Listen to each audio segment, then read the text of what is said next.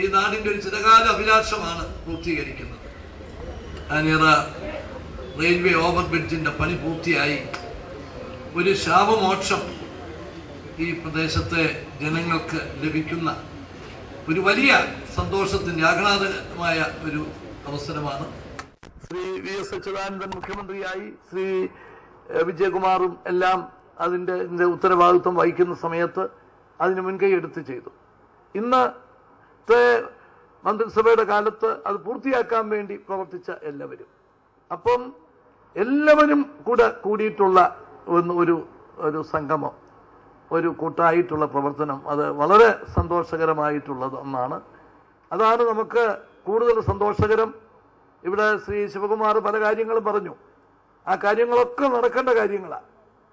ആ കാര്യങ്ങളിലും നമുക്ക് എല്ലാവരുടെയും സഹകരണത്തോടു കൂടി നാട്ടിൽ ജനങ്ങളുടെ ആവശ്യങ്ങൾ സമയബന്ധിതമായി തീർക്കാൻ നമുക്ക് എല്ലാവർക്കും കൂടി ഒന്നിച്ച് പ്രവർത്തിക്കാം, ഒന്നിച്ച് നീങ്ങാം. അതിന് ഉള്ള ഒരവസരമായിട്ട് മാറട്ടെ എന്ന് ഞാൻ ആശിക്കുന്നു.